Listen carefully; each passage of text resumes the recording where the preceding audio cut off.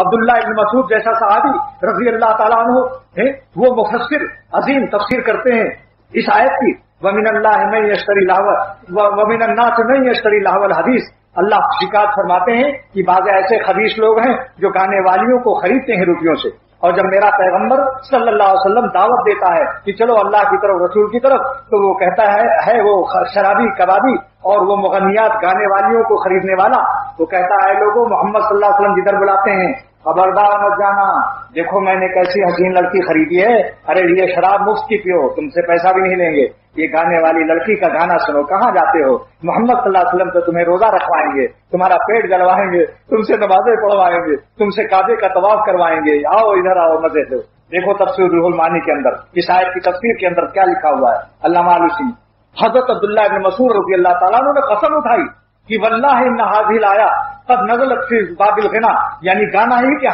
فی حرمت الغنا، گانا کو حرام کرنے کے لیے اللہ تعالیٰ نے آیت نازل فرمائی۔ اس تفسیر پر عبداللہ بن مسعود رضی اللہ تعالیٰ عنہ نے قسم اٹھائی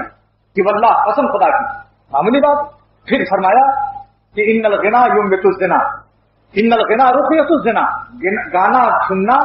ہے یہ زنا کا منتر ہے، جیسے منتر پڑھ دیتے ہیں جب تو آدمی پاگل ہو جاتا ہے، ایسے ہی گانا ایسی چیز ہے کہ جس کو سننے کے بعد انسان کے اندر گندے گندے خیالات پیدا ہونے لگتے ہیں۔ آج ہمارے گھر میں سانپ کا پٹارا ہے،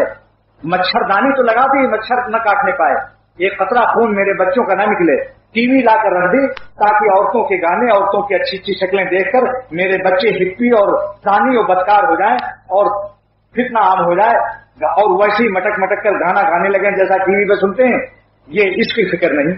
پھر شکایت کرتے ہیں کہ صاحب وہ ہمارا بیٹا جو ہے ہماری نافرمانی کرتا ہے، ہمارا خیال ہی نہیں کرتا، ذرا آپ میرے بیٹے کو کچھ نصیحت کر دیجیے کہ میرے بڑھاپی پر رحم کریں۔ ایک بزرگ نے فرمایا، ایک صاحب نے کہا کہ میرا بیٹا ڈپٹی سیکریٹری ہے اور ایک بیٹا مل مالک ہے، مگر مجھے کہتا ہے، بیٹے کہتے ہیں چوکیدار کی طرح گیٹ پر بیٹھے رہا کرو، جب میں 12 بجے سنیما دیکھ کر آؤں بیگم صاحبہ کو لے کر تب آپ کی چھٹی ملے گی، پھر آپ سو سکتے ہیں، آپ چوکیداری پاسبانی کا کیجیے ورنہ یہ میں کھانا بھی نہیں کھلاؤں گا آپ کو، آپ کہیں اور جا کر رہیے۔ تو ان کے ابا جان جنہوں نے اپنی زمین بیچ کر پیٹ کاٹ کر ڈپٹی سیکریٹری بنوایا تھا، امریکہ تک پڑھوایا تھا، آئے میرے یہاں نازم آباد میں، کہنے لگے کہ میرے لیے کچھ دعا بتائیے کہ میں ان بیٹوں کو پڑھ کے تنگ کروں تو کچھ میری حکم مجھے آرام پہنچائیں، میری عزت کریں، اور فی الحال جب تک نہیں کرتے تو میرے لیے زکوٰۃ کا انتظام کرائیں، کیونکہ میں تو فاقے سے ہوں، کب تک چوکیداری شرم آتی ہے کہ مجھے کتے کی طرح رکھتے ہیں بیٹے، جیسے کتا چوکیداری کرتا ہے۔ میرے دوست نے کہا کہ آپ نے اپنے بیٹوں کو بچپن میں اللہ کا حکم، رسول اللہ صلی اللہ علیہ وسلم کی سنت کبھی سکھایا،